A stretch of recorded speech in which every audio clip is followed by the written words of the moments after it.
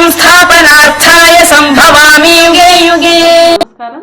శ్రీ శ్రీ శ్రీ ఆచార్య ప్రబోధానంద యోగీశ్వర్ల వారికి, జగద్గురువైనటువంటి శ్రీకృష్ణ పరమాత్మకు నమస్కరించుకుంటూ, త్రైత సిద్ధాంత భగవద్గీతలోని భక్తి యోగము అనే అధ్యాయంలో 15వ శ్లోకము 16వ శ్లోకము గురించి తెలుసుకుందాం. ఈ రెండు శ్లోకములు బ్రహ్మయోగము గురించి వివరించి తెలియచేశారు. యస్మాన్యో ద్విజతే లోకో లోకాన్నో ద్విజతే క్షయః హర్షామర్ష భయోద్వేగైర్ముక్తో యస్స చ మే ప్రియః.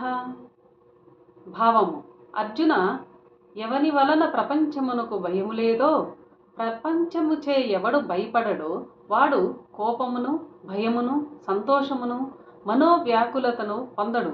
వాడే నాకు పరమ ప్రియుడు. అలాగే 16వ శ్లోకము: అనపేక్ష శుచిర్దక్ష ఉదాసీనో గతవ్యదః సర్వారంభ పరిత్యాగి యో మద్భక్తః స మే ప్రియః.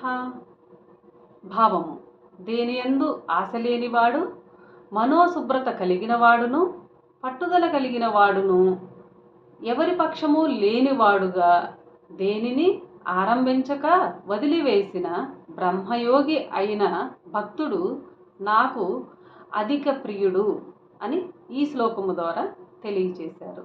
అందరికీ నమస్కారం.